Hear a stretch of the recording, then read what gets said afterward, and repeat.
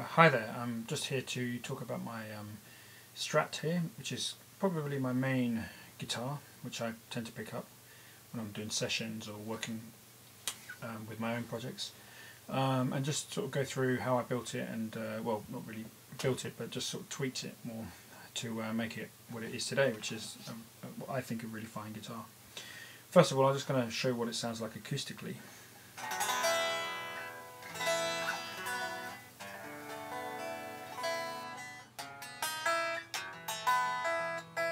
So it works really well acoustically.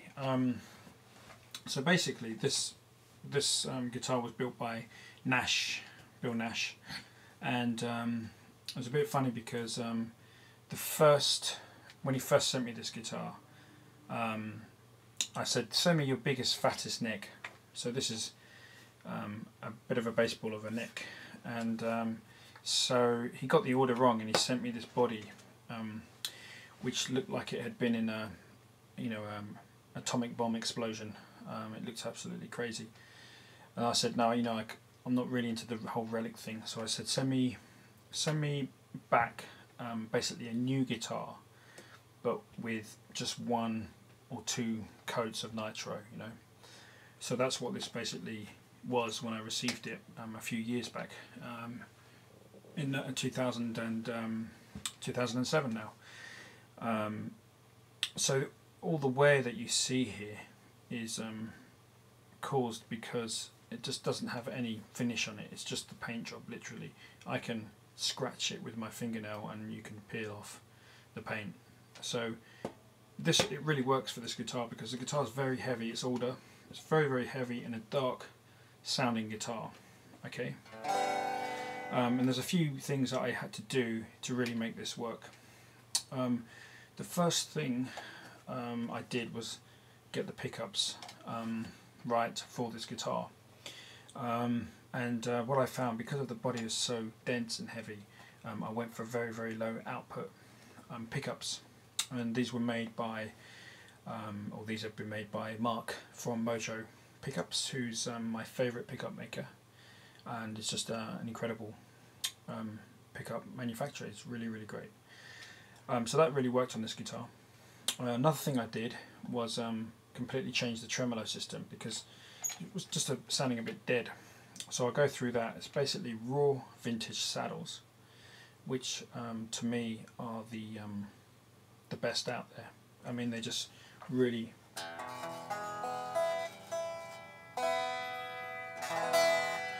bring out the harmonics and sparkle. I've tried Callahan, which are good, but these definitely, for me, are the best.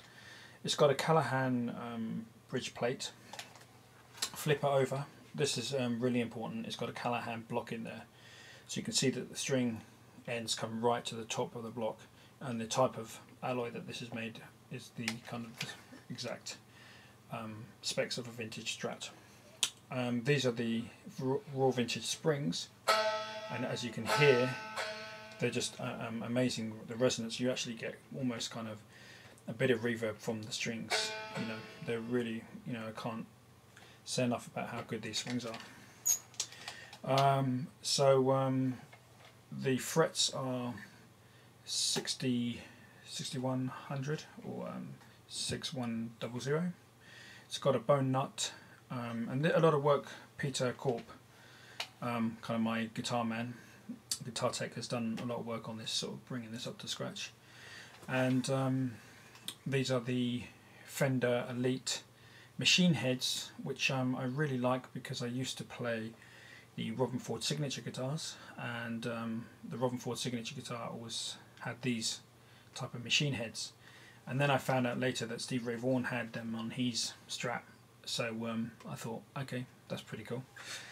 The neck actually was unfinished when I got it from Bill Nash, but I actually prefer, which is probably different from most modern blues guys, I prefer a slight lacquer finish, slight nitro lacquer finish.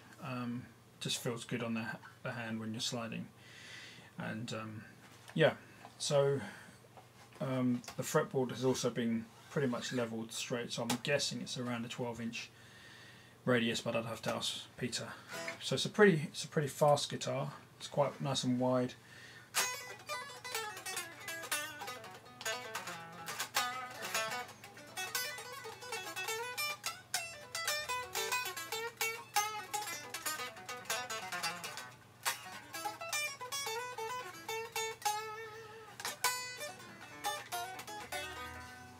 So you can kind of see it's really quite loud acoustically, and that's the main thing about a guitar, is that for me the body and the neck work both together tonally. The woods work, because you can have the best wood in the world, it could be dried for 100 years, old growth, whatever, and you could have the neck made from the same kind of thing, but you put them together and it just sounds dead.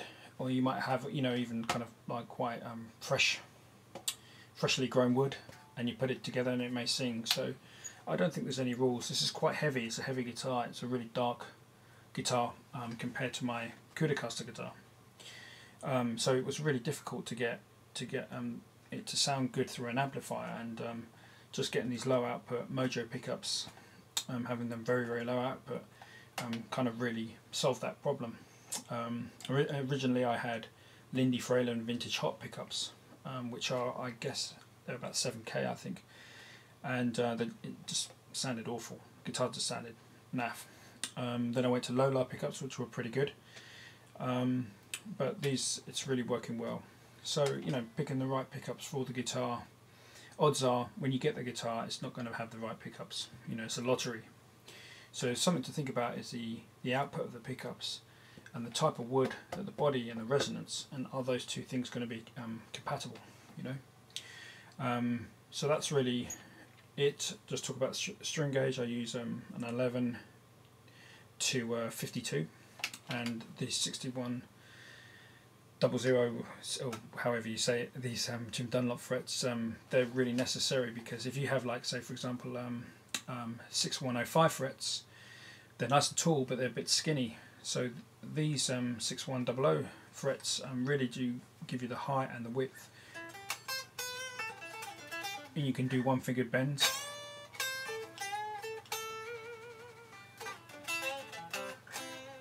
So it's really easy to get the vibrato, the bending. You know, there's Albert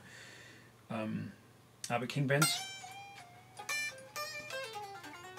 and because you've got the width and the height on the fret, it's quite easy. If you had narrow frets or vintage frets, it would be really tough on the fingers to use 11s to a 52 tuned to an E, tuned to standard 440, because I don't like to tune to E flat.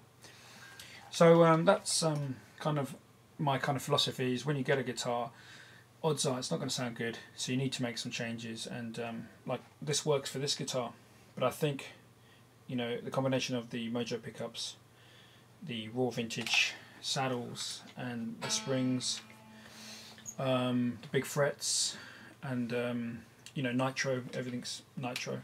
I think, you know, the combination of this is really working for me. So that's my Strat. Thanks for watching.